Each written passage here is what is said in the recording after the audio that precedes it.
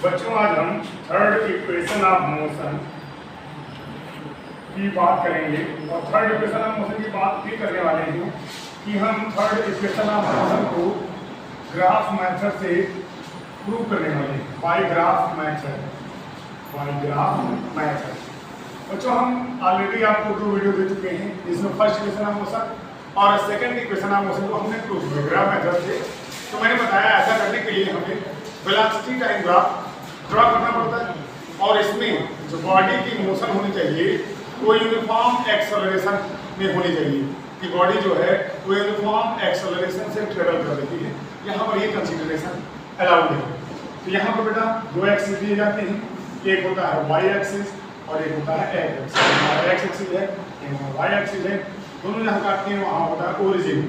बच्चों हमने मान लिया कि यहाँ पर एक पार्टिकल है जो एक इनिशियल पॉइंट ए से ट्रेवल कर रहा है, लेकिन यहाँ पर कंसीडर क्या है कि ऑलरेडी पार्टिकल मोशन में है, बस हमने इस पॉइंट ए से उसके किसी रास्ते के किसी बिंदु पर उसके वे के किसी बिंदु पर हमने एक पॉइंट कंसीडर किया है जहाँ पर उसकी कुछ ना कुछ वेलोसिटी प्रोसेस कर रही है, उसके पास कुछ ना कुछ वेलोसिटी है बच्चों।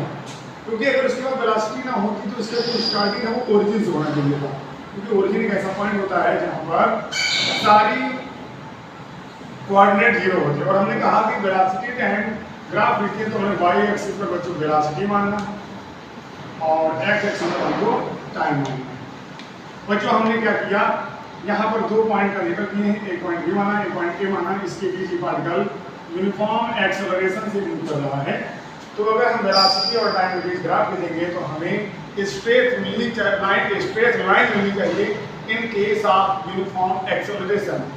बच्चों करना क्या होता है, फिर वही काम है, ए पॉइंट से हम वेलोसिटी एक्सिस पर और टाइम एक्सिस पर परपेंडिकुलर डालेंगे और इसी तरह से हमको बी पॉइंट से करना है तो बी पॉइंट से हमें टाइम एक्सिस पर और वेलोसिटी एक्सिस पर परपेंडिकुलर करना है। यहाँ पर मान लेते ये ए पॉइंट ये बी पॉइंट, इसको हमने सी कह दिया, इसको हमने डी कह दिया बच्चों, इसको हमने ई पॉइंट कह दिया और इसको हमने एफ पॉइंट कह दिया। बच्चों इस सी पॉइंट की टाइम एक्सिस है बच्चों, ये परपेंडिकुलर टाइम को किसी न किसी पॉइंट पर कट कर रहा होगा। तो मान लेते हैं यहाँ पर जो टाइम का कोऑर्डिनेट होगा बच्चों T1 मान लिया और यहाँ पर बच्चों T2 मान लिया। सेम पोजीशन यहाँ पर ये T2 है, T पर जो हमारा पॉइंट है वो T2 माना जाएगा, दैट इज T2। और इस लाइन को हम आगे बढ़ाते हैं तो ये लाइन इस BD को कहीं न कहीं कट कर रही होगी, इसको हमने G पॉइंट कह दिया। बच्चों क्योंकि अब ये लाइन जो AE लाइन है, AE जब परपेंडिकुलर है बच्चों, ये वेलोसिटी एक्सिस को कहीं न कहीं काट रहा है और A पार्टिकल का स्टार्टिंग पॉइंट माना गया था। यहाँ पर पार्टिकल की कोई वेलोसिटी ऑलरेडी थी बच्चों, तो यहाँ पर हम उसकी इनिशियल वेलोसिटी मानते हैं, यहाँ पर इस मौजूद है और B इसका फाइनल पॉइंट है। तो F पॉइंट जो है इसका ये इसकी फाइनल वेलोसिटी को रिप्रेजेंट करेगा। अब बच्चों यहाँ पर जब हमको जरूरी चीज़ें हैं उनको लिखना होता है ग्राफ में, तो यहाँ पर जरूरी चीज़ें क्या हैं, हमको यहाँ पर OE लिखा हुआ है, OE बेटा O हमारा इनिशियल पॉइंट है और ये हमारा फाइनल पॉइंट है, लेकिन O के कोऑर्डिनेट ऑलरेडी 0 और 0 तो हम 0 से U पर गए हैं।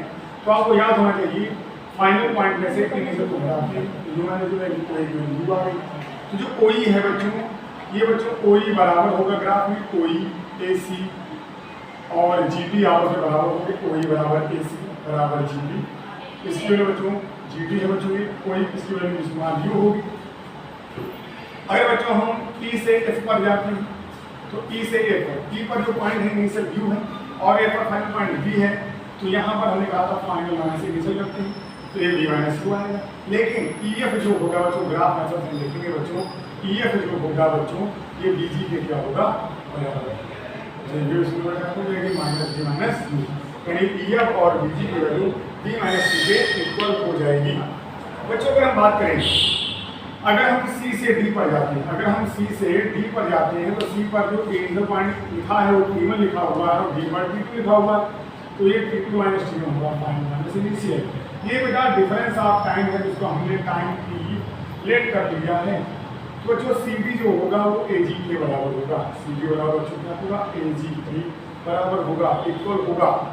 अब यहाँ पर ध्यान देने की बात क्या है बच्चों, ये सभी हमने इसके बराबर क्यों कह दी, देखो बेटा ये जो लाइन है EG लाइन और OD लाइन पैरेलल हो जाएंगे। क्यों? क्योंकि यहाँ पर जो AC है और GD है इक्वल हो चुका है है कि नहीं बेटा, और ये परपेंडिकुलर भी है कि नहीं बेटा, और ये परपेंडिकुलर डिस्टेंस सेम होनी चाहिए पैरेलल लाइन से बीच। क्लियर हुई बात, क्लियर हुई। अब यहाँ पर क्या हुआ, अगर बेटा हम आगे बात करते हैं, यहाँ पर जो थर्ड इक्वेशन है मतलब बच्चों हम बुलाएंगे ग्राफ मेथड से, that is b square equal to u square plus 2as बनना है। बच्चों अगर हम ग्राफ देखें इस थर्ड इक्वेशन को, अगर इसका एनालिसिस करें हम, तो इसमें बच्चों थर्ड इक्वेशन से हमें ट्रेवल्ड डिस्टेंस मिल जा सकती है, मिल सकती नहीं मिल सकती। यानी अगर हम देखें कि यहाँ पर थर्ड इक्वेशन हम उसे तो प्रूव करना है, तो यहाँ पर ट्रेवल्ड डिस्टेंस के कॉन्सेप्ट का हम यूज कर पाएंगे। तो आपको पता है ग्राफ मेथड में अगर हमें ट्रेवल्ड डिस्टेंस निकालना होता है तो हमें एरिया ऑफ क्लोज से निकालना होता है। तो आप देखिए बेटा इस पॉइंट से और इस पॉइंट से जो क्लोज से मिल रही है बच्चों, किस तरह से मिल रही है, ऐसी ये वाली से बच्चों मिल रही है। कल भी मैंने सेकंड इक्वेशन ऑफ मोशन को देखा किया था। सेकंड इक्वेशन ऑफ मोशन में बच्चों मैंने वहां पर भी एरिया निकाली थी, लेकिन मैंने इस शेप को दो पार्ट में तोड़ा था, जिसको कहा था राइट एंगल ट्रायंगल, इसको कहा था रेक्टेंगल। अब क्या करेंगे, इस शेप को हम मिला देंगे, कोइंसाइड कर देंगे। तो अगर गौर से देखें तो ये क्वाड्रिलेटरल बनना है, क्या बनना है, क्वाड्रिलेटरल बनना है, चतुर्भुज बनना है, बनना कि नहीं बनना। अब अगर हम देखें यहाँ पर गौर से बेटे बन तो रहा है, लेकिन यहाँ पे कंडीशन लागू हो रही है बेटा कि यहाँ पर जो AC है बच्चों और यहाँ पर BD है, ये इस क्वाड्रिलेटरल की बेटा क्या है, साइड है, और एक अपोजिट पेयर है कि नहीं, और दोनों क्या होंगे, पैरेलल होंगे। क्या होंगे बच्चों, पैरेलल। तो यहाँ पे AC पैरेलल टू BD हो जाएगा। अगर बेटा एक कंडीशन होती है कि अगर कोई भी क्वाड्रिलेटरल और उसके अपोजिट पेयर्स, कोई एक अपोजिट पेयर पैरेलल होता है तो ट्रेपेजियम बनाता है। क्या बनाता है बच्चों, ट्रेपेजियम। क्या बनाता है बच्चों, ट्रेपेजियम बनाएगा। क्या बनाएगा बच्चों, ट्रेपेजियम बनाएगा। तो बच्चों हम कह सकते हैं यहाँ पर ये जो क्वाड्रिलेटरल मिल रहा है ACDB, यहाँ पर जो ACDB है बच्चों, दैट विल बी क्या होगा, ट्रेपेजियम। क्या होगा बच्चों, ट्रेपेजियम होगा। होगा बच्चों कि नहीं होगा। अब बच्चों हम बात करने वाले हैं बेटा जो ट्रेवल डिस्टेंस होती है, ट्रेवल डिस्टेंस, ट्रेवल डिस्टेंस बच्चों, तो जो ट्रेवल डिस्टेंस आएगी बच्चों, ट्रेवल डिस्टेंस बच्चों जो आएगी वो क्या होगी, area of trapezium, area of trapezium ACDB। अगर बच्चों हम गौर से देखें, अगर हम गौर से देखें यहाँ पर तो जो AC और BD है, AC और BD है, इनके बीच की जो परपेंडिकुलर डिस्टेंस है वो AG होगी। क्यों, क्योंकि BD जो है इस x एक्सिस पर परपेंडिकुलर है, और तो बेटा ये इस लाइन पर भी क्या होगा, परपेंडिकुलर होगा। तो ये जो लाइन AG है बच्चों, ये x एक्सिस के क्या होगी, ये पैरेलल हो चुकी है, या CD के क्या हो चुकी है, पैरेलल हो चुकी है। सुनिए तो बच्चों क्या करोगे, AG बेटा, अब आपको देखा है मैंने AG के लिए बच्चों हमने लिख दिया यहाँ पर, ये कितनी बराबर होगी, CD बराबर AG है तो की होगा कि नहीं होगा, क्योंकि यहाँ पर CD वाला तीन डाली तो CD AG के बराबर है, तो इसकी वैल्यू क्या होगी, स्मॉल d के बराबर होगी। तो वो जो AG जो है बेटा ये क्या है, perpendicular distance, this is the perpendicular distance between parallel side AC and BD है कि नहीं बच्चों। क्लियर हो रहा है सभी को, उम्मीद है क्लियर हो रहा होगा। तो बेटा आपको पता है एरिया ऑफ ट्रेपेजियम होता क्या है, एरिया ऑफ ट्रेपेजियम होता क्या है, पहले लिखना जरूरी है। एरिया ऑफ ट्रेपेजियम होता है बच्चों, क्या होता है, half sum of parallel sides into distance between them, ये होता है। लेकिन यहाँ पर डिस्टेंस जो होगी वो कौन सी डिस्टेंस होगी, that will be perpendicular distance. कौन सी डिस्टेंस होगी बच्चों, परपेंडिकुलर डिस्टेंस होगी। क्लियर होगा, कोई दिक्कत नहीं हो रही, उम्मीद है कोई दिक्कत नहीं हो रही होगी सभी को। तो बेटा यहाँ पर बेटा हम एरिया ऑफ ट्रेपेजियम को निकाल रहे हैं, तो ये जो क्या है, ट्रेवल डिस्टेंस के बराबर है कि नहीं बेटा, ट्रेवल डिस्टेंस के बराबर है बच्चों। तो यानी इसे हम कैसे से रिप्लेस करेंगे, ट्रेवल डिस्टेंस का मतलब सिंबल ऐसे होता है, और यहाँ पर सम पैरेलल साइड, यहाँ पर AC और BD बच्चों क्या है, पैरेलल है, यहाँ पर AC प्लस BD हो जाएगा, AC प्लस BD हो जाएगा, और इनको डिस्टेंस बच्चों क्या है आपके बीच, AG। अब जो इनकी वैल्यू को हम रिप्लेस कराएंगे, इनकी वैल्यू को रिप्लेस कैसे कराएंगे बेटा, अगर हम देखें यहाँ पर AC की वैल्यू बच्चों क्या है, AC की वैल्यू बच्चों कितनी है, आप सभी लोग देख लीजिए। यहाँ पर AC की वैल्यू क्या है, AC की वैल्यू यहाँ पर देखिए फिगर से शायद मैंने लिखी नहीं क्या, देखिए OE AC और GT की वैल्यू U है, तो जो सीधी सी बात है AC की वैल्यू U होगी प्लस BT की वैल्यू कितनी है, BT की वैल्यू आप देख सकते हैं यहाँ पर कहाँ पर लिखा हुआ है BT की वैल्यू, BT की वैल्यू मैंने नहीं लिखी है। तो आप देखिए बच्चों, अगर हम O से F पर जाएंगे OF मिलेगा, O से F जाने पर बच्चों हमें OF मिलेगा, लेकिन O पर ऑलरेडी ये 0 पॉइंट है, तो यानी 0 से हम जा रहे हैं B पर, जा रहे हैं क्या रहे हैं, तो B माइनस 0 मिलेगा।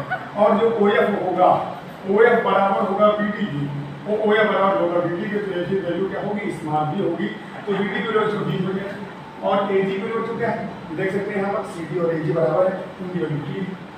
अब बच्चों देखो, ये हमारे पास मामला आ चुका है, इसी मामले को हमें करना है सॉल्व। अब हमारे ग्राफ के हेल्प खत्म हो गई, ग्राफ का जो काम था सब खत्म हो चुका है। अब यहाँ पर इसे सिंप्लीफाई करना है।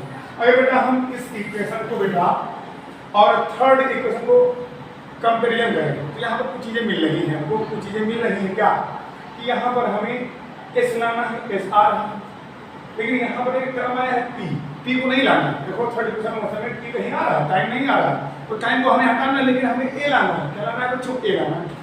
तो क्या करोगे, उस ऐसा रिलेशन यहाँ पर रिप्लेस कराओ, ऐसा रिप्लेसमेंट लाओ बच्चों कि जहाँ पर A आ जाए और P हट जाए। तो बच्चों सीधा सीधा रिप्लेसमेंट बच्चों है क्या, इस रिप्लेसमेंट को बच्चों करने के लिए हम एक्सेलरेशन की तरफ जाएंगे। एक्सेलरेशन के फार्मूले की बच्चों हेल्प लेंगे हम, तो शायद उससे चीजें बहुत ज़्यादा आसान हो जाएंगी। बच्चों आपको पता है एक्सेलरेशन में क्या होता है, v minus u upon t होता है। अगर हम क्रॉस मल्टीप्लाई करेंगे बच्चों, तो हमें बच्चों क्या मिलेगा, at बराबर v माइनस अपॉन a होगा। बच्चों यहाँ से क्या मिलेगा, हमको t को हटाना, तो t को रोक लो। अब a मल्टीप्लाई t को हटाना है तो t को रोक लो, और 8 मल्टीप्लाई में तो डिवाइड करा जाएगा, तो t बराबर v minus u upon t। अब बेटा जो हमारा इक्वेशन आई बच्चों s बराबर, बेटा देखो u प्लस v लिखा हुआ है, तो अगर कोई चीजें दो चीजें सम में होती हैं तो उनको हम आगे पीछे का चेंज कर देते हैं ऑर्डर। तो बेटा हमने अगर इनको v प्लस u लिख दिया, कोई समस्या नहीं है बच्चों। यहाँ पर इनटू किया रेडी है, तो t की वैल्यू को बच्चों क्या करेंगे, हम इस टर्म से रिप्लेस करा देंगे, ठीक है बच्चों। तो बच्चों मिला के हम s बराबर v plus u into v minus u upon p। अब देखिए बेटा यहाँ पर फार्मूले में हाफ लगा था ना, तो यहाँ पर हाफ छूट गया, जिसको मैं हाफ लिखे दे रहा हूँ, यहाँ पर ये हाफ छूट गया था बच्चों। इस हाफ को बेटा यहाँ पर मल्टीप्लाई करना पड़ेगा, नहीं करना पड़ेगा, क्योंकि फार्मूले में बेटा ऑलरेडी हाफ लिखा हुआ। अब बच्चों देखिए मैंने आपको फॉर्मूला बताया था a plus b into a minus b जब मिलता है तो बनता है a square minus b square. तो यहाँ पर देखिए b प्लस u और b माइनस u, तो दोनों सेम टर्म, प्लस में भी और माइनस में लिखे गए, नहीं लिखे गए।